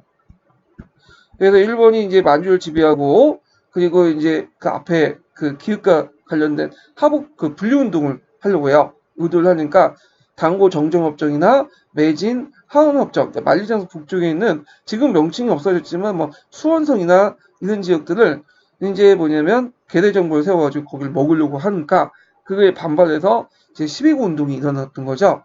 그래서 12구 운동 이렇게 쓰시면 되고 자 그러면 여기에서 강원동의 의의를 쓰시오. 자 12구 운동은 중국 공산당과 도시 명망가 중심의 어떤 종교 항의운동에 벗어나서 대중의 항의운동을 다시 활력을 되찾을 수 있었다. 자, 12구 운동을 이제 통해서 이제 점점 처음에는 국민당을 적대시했는데 이것이 바뀌게 되죠.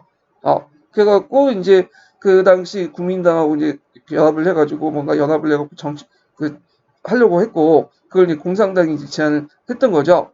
그래서 이제 이때 8.1 선언이 나오는데 아직까지 8.1 선언 같은 경우에는 국민당을 좀 배제하지만 민족 분리주의를 포함시키는 내용이 있어요. 그래서 그걸 바탕으로 나중에 이제 국민당과 결합이 되는데요. 자, 그때 8.1 선언에서 공산당이 제시한 것이 나은데 그 내용은 내전 정지와 통로군 민족의 연합을 주장하면서 통일된 국방정보와 항일 연구를 하자. 근데 지금 우리끼리 싸울 때가 아니지 않냐. 그래가지고 뭐냐면 항일을 목적으로 해서 좌우 상관없이 결합을 하자. 그리고 모든 계층을 포괄된 국방정부를 구성하자. 물론 그때 국방정부가 아직까지는 이제 장개성 배제한 상태예요. 그렇지만 이 선언을 통해서 나름대로 뭐죠? 이제 장개성을 포용할 수 있는 여지는 좀 만들어줬어. 예. 자, 그래도 이제 있고 7번은 이제 볼게요. 자, 7번은 조선시대 때 이 법전과 관련된 내용이에요. 그래서 조선시대 법전 편찬 관련된 내용이 그 예전에 기출에 나왔거든요. 두 번이나 나왔죠. 그래서 이제 한 번 해석은 뒤에 있고요. 자, 그러면 이제 여기에서 이제 문제를 풀어보면, 자, 일단은 이제 다음 자료를 읽고 작성 방법에 따라 답안을 작성해 보시오. 이렇게 있고요. 가에 들어갈 법정을 먼저 쓰고 기획에 영향을 준 법전을 쓸 것. 이렇게 있는데, 자, 여기에서 이제 가는 완성했다. 요 뒤까지는 볼 필요 없어. 왜 볼 필요 없을까요? 요거만 딱 보면 되죠. 정조실록. 그래서 한문사조 나오면 항상 다 해석하려고 하지 마세요. 그거 어떻게 해석해? 뭐 우리가 조선왕조실록 이거 제대로 해석하는 사람 진짜 우리나라 정치 한문 실력 뛰어나는 사람 이렇게 국법 직역하는 사람 별로 없어요. 전문가도 다 목표를 보고 이제 나중에 해석이 되는데 자 하여튼 정조실록 때 완성된 법전 탁 튀어나와 있죠. 뭐야죠? 당연히 대정통편이죠. 단서 주고 이제 하죠. 그 다음에 기획에 영향을 준 법전, 경제육전. 아무리 이제 시험 그 한문을 모르더라도 요 정도는 읽을 수는 있죠. 예. 그러면 경제육전에 영향을 줬던 게 뭐냐면 이 최초의 이제 뭐냐면 법전이지만 그 전에 정도조에 쓴 조선건국전이 있어. 그러니까 조선건국전은 육전 체제에 영향을 받았죠. 이건 인정받지 못한 사천 법전이었지만 우리나라 조선시대 때 법전 편찬에 큰 영향을 줘요. 자, 그 다음에 이제 여기 있고, 그 다음에 이제 니은이 이제 보면 그 건국대전. 자, 건국대전의 법률적 측면에서 서술할 거 필요성을. 자, 이거는 이제 뭐 후셈이라든지 그런 자들이 있죠. 그래서 조문사에 중복되거나 모순된 내용이 많아서 왜냐면 이제 이때는 세조시기 때죠. 그래서 성종 때 완성된 건데 여러 왕들의 이제 여러 가지 이제 조칙들이 많아요. 그러면 거기에는 이제 그 공통된 도 있지만 또 이 조칙 내용 중에 모순된 것도 있잖아요. 좀 체계화시킬 필요가 있었어. 그래서 이걸 이 건국대전을 만든 거죠. 보통 법전이라는 거는 새로운 법을 만드는 게 아니라 기존의 법을 정리하는 거예요. 체계시키고. 그래서 조문 사이에 중복되거나 모순이 된 내용이 많아 혼란을 초래하거나 체계성이 갖기 어려웠다. 따라서 모든 법령을 전체적으로 조화시키는 새로운 법전이 필요했다. 이렇게 쓰시면 되고 후에 만들어진 뭐 속대전이나 대중통도 다 그 의미예요. 이 법전 편찬은. 자, 디귿을 이제 보면 자, 여기에서 보면 이제 그 디귿의 내용을 보면 이렇게 적혀 있죠. 그래서 이제 여기 비록 한 편이 되었지만 원속과 증거를 표시해서 구별하여 선을 나타나고 부분을 나누고 조목을 열거하여 건국대전 원전에다가 그것에 일치시키며 근본적인 시작이 중요하다. 여기에서 뭐 해석 안 와도 우리가 이제 원, 속, 증, 보 이런 말 있죠. 자, 이거는 이제 뭐와 관련된 거야. 그쵸? 여러분들 이제 그 후셈에 있는 것처럼 조전선언 준수주의. 그래서 건국대전을 원이라고 하고 그 밑에 속대전 속이다 쓰고 그다음 증보 이런 식으로 하죠. 그러니까 원문 예전에 선조의 그 법률을 고치지 않고 거기에 보충을 각주를 다는 방식으로 해요. 그래서 그걸 왜 했냐? 조전선언 준수주의를 중국법의 급작스러운 무제한 침투에 대한 반크발제가 되었고 그래서 우리의 고유법을 유지한 거. 왜냐면 중국법이 들어와서 이제 받아들이면 이제 우리나라 실정은 안 맞을 거 아니에요? 예전에 선조들의 법도 다 이유가 있기 때문이죠. 존재하는 거는. 그걸 들면서 나름대로 중국법을 수용하지만 선조들의 법을 그대로 이제 큰 틀에서 일부 수용함으로써 뭐냐면 중국법이 우리나라 완전히 적용하는 것을 막는 거죠. 그래서 우리나라의 어떤 일관성 법 체계를 만든 거고. 자, 이런 것들 이제 했다. 이런 것들 쓰시면 돼요. 자, 그래서 요 내용들은 예전에 기출문제를 나왔던 걸 제가 응용을 했던 거고요. 예, 그래서 좀 기억을 해두시고. 자, 8번은 이제 누구와 관련된 내용이냐면 미국의 대통령 케네디와 관련된 거야. 예. 그래서 이 케네디 대통령 업적 되게 많죠. 예, 케네디 대통령. 그래서 예전에 미국 대통령 나올 때 시험 문제 나왔던 거고요. 다음 기획이 내걸었던 정치적 슬로건을 써보고 그 다음에 니은에 관련된 당시 사건의 명칭을 쓰시오. 가기구의 명칭을 말해보고 미국이 가를 창립한 정치적 이유를 당시 상황을 고려해서 한 줄을 쓰시오. 그는 외교문에서 쿠바 미사일 위기에 찜하여 핵정제 위험을 무릅쓰고 소련 총리 후르시초프와 대결한 결과 치킨 게임을 벌였죠. 쿠바 사태를 얘기한 거고 미국의 쿠바를 침략하지 않을 걸 약속하는 대신에 소련 미사일 폭격기는 쿠바에 철수하고요. 미국 측 사찰을 인정함으로써 소련과 극적인 타협을 이뤘다. 자, 이것을 계기로 소련과 부분적인 핵실험 금지 조약을 체결했고 미소 간의 해빙 무드를 형성했다. 또한 중남미 여러 나라와 가를 결성하여 평화봉사단을 창설하기도 했다. 자, 여기에서 이제 기획은 케네디인데 케네디가 그때 내걸었던 거는 정치적 슬로건은 뉴 프로틴이야. 이게 예전에 프로틴 정신이죠. 예, 이걸 이제 다시 강조했고 그 다음에 이제 미국이 쿠바를 침략하지 않는 건 피그만 사건이죠. 그 당시 쿠바가 카스트로 넘어가서 그 사회주의 정권이 등장하니까 미국이 이제 위기심을 느끼는 바로 앞에잖아요. 그래갖고 이제 쿠바 망명객들을 중심으로 CIA가 그 피그스만을 하게 됐는데 오히려 그 싸워보지도 못하고 잡혀 들어갔죠. 그래서 이제 국제 여론에 이제 질타를 받기도 하고 그 다음에 미국이 남미 지역에 이제 그 경제를 도와주기 위해서 만든 게 뭐냐면 그 예전에도 이제 막 뭐 시험에 문제 나왔던 진보 동맹이죠. 진보 동맹. 그래갖고 이 진보 동맹을 결성했다. 그래서 책마다 진보를 위한 동맹, 진보 연합 이는 다 똑같은 말이에요. 서양사 가보면 그 명칭이 좀 다를 경우가 있어요. 근데 그거는 해석하는 과정, 우리나라 번역을 그 뭐냐면 하는 과정에서 명칭을 다르게 말한 거지 다른 단체가 아니에요. 그걸 가지고 저보고 이제 타지시는 분이 있는데 그걸 이제 그 좀 약간 그거는 이제 우리가 흔히 쓰이는 그런 개론서에 있는 내용을 이제 써놨으니까 그거 이제 참조해 주시고요. 그래서 이제 그 당시 미국에 입주할 때는 가난한 곳에 사회주의가 확산된다. 남미가 왜 사회주의권 등장하냐? 얘들 못 먹고 못 살기 때문이다. 그 미국이 그 돈을 주고 지원해주기 위해서 만든 것이 진보동맹이죠. 그래서 예전에 미국이 이제 남미에 대해서 좀 호독하게 놓았죠. 그래서 친미 정권 수입하고 만약에 사회주의 정권 등장하면 쿠데타 일으켜서 막 갈아치우고 예. 자, 하여튼 이런 그 창내 정치의 이유를 당시 상황을 고려해서 한 줄에 쓰시오. 그래서 중남미 나라의 정정을 안정시켜 쿠바 혁명 같이 이런 사회주의 국민이 다른 나라의 파급 등을 방지하기 위해서 이렇게 이제 쓰시면 돼요. 자, 그 다음에 9번은 이제 일제시대 때 이제 항일 운동단체와 관련된 내용인데 그 내용을 보면요. 다음 기획에 결성한 참여했던 단체 3개를 말고 니은의 부대 활동을 쓰시오. 그리고 가 지역에 들어갈 단체를 써보고 디귿의 대일항전 사례를 한 가지 쓰시오. 이렇게 했는데 자 중일전쟁 일어나 민족주의 정당들은 1937년에 한국 강복운동 단체 연합회를 결성했다. 자 이거는 이제 그 당시 한국강복단체 운동연합회는 뭘로 구성되냐면 한국국민당, 한국독립당, 조선인민당 이렇게 구성이 되고 우익단체예요. 세 개 단체가 만들어졌죠. 그래서 민족혁명장에 뛰어나온 그런 한국독립당과 조선인민당, 그 김구가 이겼던 임시정부 기반 정당이었던 한국국민당. 그러니까 세 개 단체가 연합해서 만든 건데 이거는 아직까지 당대당을 다 합쳐놓은 게 아니라 좀 연합서클을 만들었다 보시면 돼요. 예, 그래서 이걸 나중에 이제 뭐냐면 한국독립당이라는 이름으로 그 뭐냐면 통합이 되죠. 자, 그래서 이제 있고 니은의 부대 활동. 자, 조선오용대 같은 경우에는 이제 조선민족정선 연맹 산하부대인데 실제로 의열단 출신들이 이제 이끌었다 보시면 돼요. 김홍범 중심에. 그 이들은 이제 주로 정보 수집, 포로신문, 후방 교단 같은 중국군 지원 활동을 하거나 그 다음에 일본군에 대한 심리전이나 후방 활동을 했다.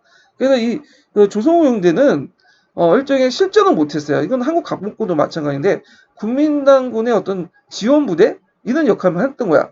그래서 나중에 이제 이 사람들 중에 그거에 대해 불만을 느낀 사람들이 나중에 저쪽 우리도 싸우고 싶다 해가지고 뭐냐면 북쪽 올라가죠. 이게 조선오용대 하복지대고요. 이것이 한인 공산당 세력들과 연결돼가지고 또 새로운 부대가 이제 편성되는데 이것이 조선 우영군이죠. 그래서 그때 그 뭐냐면 상위 정치 조직으로서 가였던 조선 독립 동맹이 만들어져요. 명칭 정확히 외워두세요. 조선 독립동맹. 그리고 그 산하부대가 조선우영군인데 조선우영군은 조선우영군 달라요. 조선우영군은 이제 조선우영대가 이제 한국 강복군이 임시정부가 만들어졌다고 하니까 김원구 임시정부 가지고 편입시키려고 데리고 왔는데 그 중에 70%는 김원구를 버리고 조선우영대 하복지대가 된 다음에 조선우영군이 됐고요. 그 산하 그 정치부대로서 정치 조직을 조선 독립동맹을 만들었고요. 나머지 30%가 이제 뭐냐면 한국 강복군으로 편입돼 들어가죠. 예, 이렇게 이제 좀 기억을 해두시면 돼요. 자, 그럼 조선우영대 하복지대 이런 김홍범을 버리고 저기 하복지도 갔던 이런 그 조선우영대는 직접 이제 실전을 하게 되는데 대표적인 게 호가정 전투와 그냥 반소타정. 반소탕정은 뭐냐면 그당 일본이 그 중국군들을 이제 중국 공산당을 그 소탕하는 전이 있었어요. 그거에 대한 반발하는 저항하는 것을 반소탄전이에요. 그러니까 이때부터 이제 중국 공산당 8.6군과 연결돼갖고 연합작전을 같이 하죠. 자, 그래서 이제 있고 그 다음에 10번 문제 볼게요.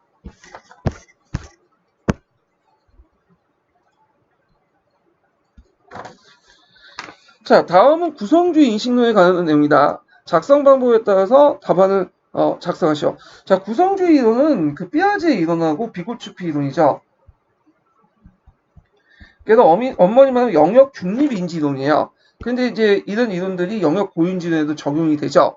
그래갖고 이제 구성주의 이론을 그 역사학교에서 이제 적극적으로 받아들이는데, 그래서 구성주의 이론은 일단 이제 역사 교육에 어떤 영향을 주냐? 일종의 첫 번째는 역사적 지식은 고정된 게 아니고 이걸 암기 대상으로 된 게 아니라 이걸 이제 그 누가 학습자의 어떤 인지 구조에 따라서 새롭게 계속 만들어진다.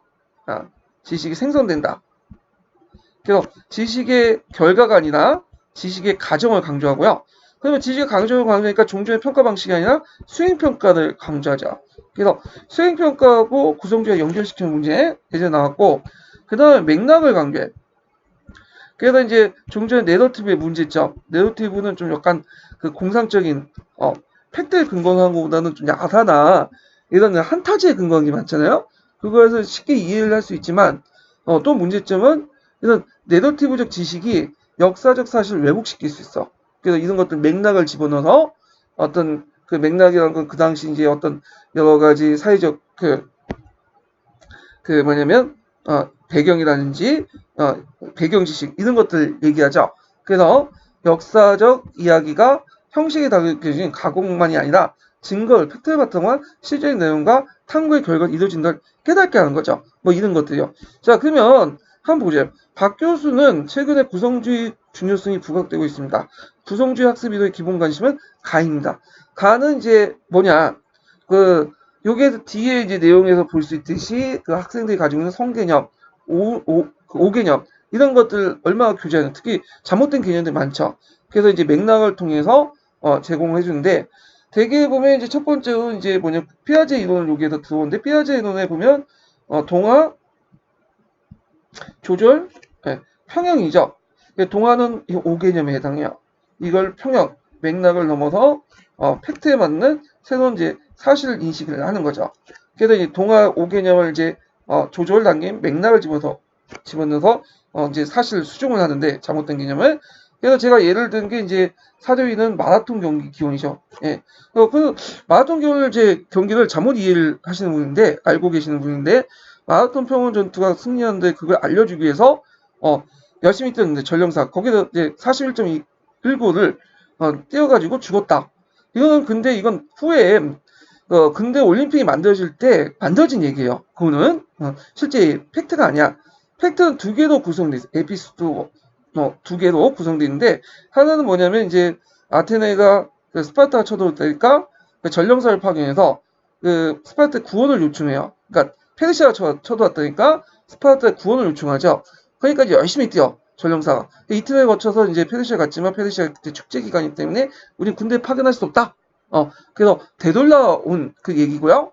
그 다음에 하나는 이제 마라톤 평원에 이제 상륙하고 나서 크게 이기고 아테네 병사들이 중장 보병을 하고 한 30km 정도를 열심히 뛰어가지고 거기 이제 뭐냐면 아테네 해안선 쪽으로 가요. 시내 해안선. 왜냐면 그 앞에 페르시아 함대가 또 기다렸기 때문에. 그래서 페르시아 함대가 그걸 보고 물려난 얘기. 이 두 가지 얘기를 있었는데 이게 나중에 섞여가지고 그 근대 올림픽 때 그게 새롭게 각색해서 만들어진 얘기예요. 그래서 이걸 잘못된 얘기인데 이런 것들을 이제 알고 있어요. 이걸 사실처럼. 그래서 이제 김 교수가 이제 내러티브는 양날의 칼의 성격을 가지고 있습니다. 내러티브 문제점을 개선해서 사례를 한 가지 듭시다 하면서 제가 그 예전에 스타 강사 누군지 알죠? 서머식이 그 강사분이 경종의 아들이 고자다. 왜 고자가 됐냐? 장희빈이 사약을 만났을 때 경종 옆에 있다가 뭐 그 고환을 건드려갖고 고자가 됐다. 이렇게 이제 있는데 그러면 여기에서 이제 양날의 칼의 의미가 뭐냐? 자, 내러티브는 일관성 있는 구조를 통해 정보를 조직해서 상상과 감정을 고치실 때 효과적이지만 아까 이제 얘기했죠 마라톤 경기라든지 여기 뭐 그 경종 고자설처럼 그 아무 팩트 근거도 없는 그 뭐냐면 허구적인 내용이 많아요. 그래서 이런 것들을 이제 뭐냐면 상상과 감정을 고치시키지만 공상적인 판타지물로 이거 사실과 허구를 혼용하는데 문제가 있다. 재미있지만 이건 팩트가 아니죠. 자, 그 다음에 이제 여기 보면 이제 여기에서 잘못된 것을 이제 뭐냐면 지적해 주죠. 그래서 장희빈이 사격받을 때 경종이 옆에 있었다는 공식적 기록도 없고, 이 이야기는 경종에 대해 적대적인 노동계의 당석, 왜냐면 경종은 소원 쪽의 지지를 받고 왕이 됐던 상황이에요. 내용이기 때문에 사실을 믿을 수 없다. 그래갖고 이제 이건 장희빈과 경종을 깎아내기 위한 내용이지, 이게 사실이 아니다. 어떤 정치적 의도에 따라서 적어놓은 거다. 자, 이런 것들 이제, 뭐냐면, 알려줘요. 이걸 뭐라고 할까요?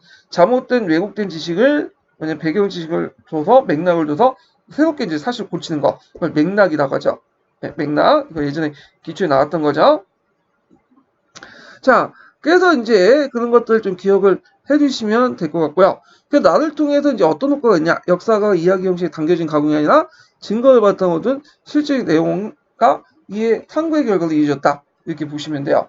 자, 그러면 마지막 문제를 볼게요. 다음은 기획과 니은을 실시한 배경을 한 가지 쓰시고 기획이 국가가 어떤 방식으로 이득을 얻었는지 말해보시오. 그리고 가에 들어갈 명칭을 쓰고 디귿의 내용을 쓰시오. 이렇게 했는데 문제가 이제 1점, 2점, 3점, 4점, 5점짜리인데 여기에 있으면 기획과 니은을 각각 쓰라고 하면 이게 1점이네요. 예, 제가 말을 잘못했네. 이게 1점, 그 다음에 이게 2점, 이렇게 3점, 4점이죠. 예, 맞게 썼네요. 자, 그럼 군수법과 평균법. 한무제가 군수법과 평균법을 했던 거는 여러분도 알다시피 이제 그다음 대토목공사에 들어간 막대한 비용, 항로정보에 필요한 비용들, 항복한 항로들의 또 내일도 엄청난 전쟁 비용 때문에 예전에 자기 아버지, 할아버지가 했던 그 막대한 부들 말아먹었죠. 문제와 경제 때 만들었던. 그래서 이제 이것을 이제 중로 억상 정책을 따라서 농민들 피해를 안 끼치는 가정에서 뭔가 국가 개입해서 상인들의 역할을 대신하면서 국가 이득을 챙기자. 그래서 그걸 통해서 전쟁 비용을 대자. 그런 목적에서 한 거야. 자, 그러면 이제 기획은 국가가 어떤 방식 이득을 얻는지 보시고, 그래서 한무제 같은 경우는 상인의 이득을 뭐냐면 대신에 국가가 얻는다고 했죠. 상인이 얻었던 이득을 국가가 이제 개입을 해갖고 시장 개입해서 그걸 얻는 건데, 자, 각 지방의 산물을 조세에 징수하고 그것을 부족한 지역에 운송해서 팔아 이익을 하는 거야. 상인들이 이제 뭐 상업자본처럼 유통을 통해서 이제 자본을 축적하는 그런 것처럼 국가가 그걸 통해서 부를 축적하는 그런 방식을 채택했다. 자, 그걸 통해서 또 물가 조절도 같이 하고요. 자, 그다음 평균법은 이제 여러분들 알다시피 군수법 공간의 차이를 이용한 반면에 평균법은 이제 계절의 차이를 이용한 거죠. 자, 그 다음에 여기에서 이제 또 하나는 가에 들어갈 간청. 자, 중앙에 이제 뭘 뒀냐? 수영동이라는 간청 보세요. 그래서 수영동이라는 간청을 써갖고 독자적인 화폐를 주축했다. 그래서 화폐의 가치를 안정화시켰다. 요때 만들어진 화폐는 이제 여러분들 다 알다시피 오수전이죠. 오수전은 한나라 때 화폐인데 한 700년 갔어요. 한나라 망한 후에도 계속 사용했죠. 남북조 시대에도.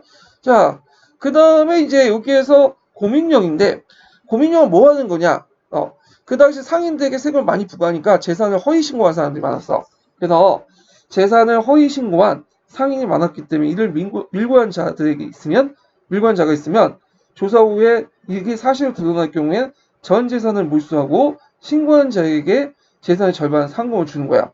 그래서 그러다 보면 이제 상인들의 이제 재산을 이제 뭐냐면 얼마인지 알고 소기업을 하는 사람들 대상으로 그 상인들 재산을 캐는 사람들이 많겠죠. 그러면 상인들이 이제 허위 신고를 하지 않겠죠. 이런 걸 노렸던 거죠. 그래서 이제 중농 억상 정책을 하려고 했지만 이렇게 시도를 했지만 결과적으로 잘 안 됐어. 상인들이 일시적으로 타격받지만 그 당시 한나라 때 이제 비단길 개척 등을 해갖고 또 많은 이득을 또 챙겼고 이들이 또 토지를 사들여서 호적으로 이제 부각이 됐고요. 그리고 또 아까 이제 전매제 실시하면서 이제 염이나 철 같은 걸 전매를 했잖아요. 그래서 뭐 암시장을 열어가지고 막대한 이득을 챙겨갖고 오히려 상인들은 더 뭐 부유해졌고요. 반대로 농민들 같은 경우에는 타격을 받았죠. 뭐 암시장이 형성됐지만 이제 예전보다 더 비싼 가격으로 염이나 철 같은 거 사들이고 사야 되고 그래서 이런 것들 이제 그 사람의 의도대로 하지 않았다. 이런 것들 같이 기억을 해두시면 될 것 같아요. 자, 그래서 이제 이렇게 해서 이제 아쉽지만 대충 한번 해설 강의를 했고요. 다음에도 이제 이런 식으로 이제 진행을 할 거예요. 예. 그럼 오늘 수고하셨고 2차 모의고사는 제가 이제 금요일 저녁 때 또 올리겠습니다. 예. 그러면 다음 시간에 뵙기도 하죠.